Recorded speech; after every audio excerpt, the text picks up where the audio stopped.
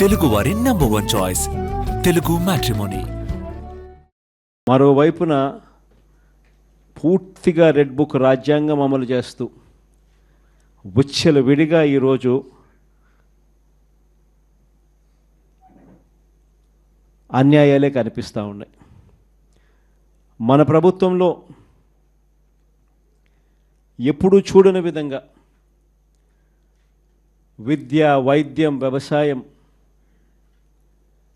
పారదర్శకత పాలన, law and order, Disha app లాంటివి రెవల్యూషనరీ రిఫార్మ్స్ తీసుకొని వచ్చి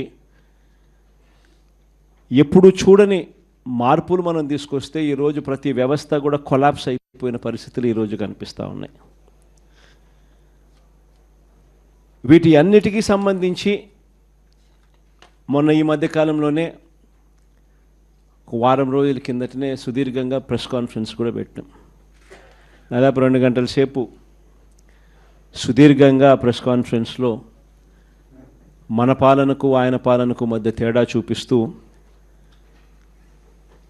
ఆ ప్రెస్ కాన్ఫరెన్స్లో చంద్రబాబు నాయుడు గారు చేసిన మాటలు ఏమిటి, ఎన్నికలప్పుడు ఆయన చెప్పిన మేనిఫెస్టో ఏమిటి, ఎన్నికలప్పుడు ఆయన ఆ మేనిఫెస్టోను చూపిస్తూ ఆయన మాట్లాడిన మాటలు ఏమిటి, ఆ తర్వాత ఎన్నికలు అయిపోయిన తర్వాత ఆయన ఇవాళ చేస్తూ ఉన్న మోసాలు ఏమిటి, అబద్ధాలు ఏమిటి అని చెప్పి క్లియర్ కట్గా అందరికీ అర్థమయ్యేట్టుగా వీడియోలు కూడా ప్లే చేసి చెప్పడం జరిగింది.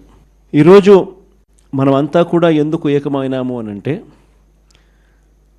సంవత్సర కాలం అయిపోయింది.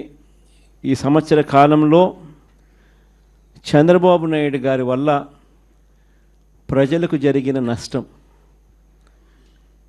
2 సంవత్సరం చంద్రబాబు నాయుడు గారు ఇస్తాను అని చెప్పిన ఏ హామీని నెరవేర్చకపోవడం వల్ల ప్రతి కుటుంబానికి, ప్రతి ఇంటికి జరిగిన నష్టం ఎంత, ఈ సంవత్సరం తాను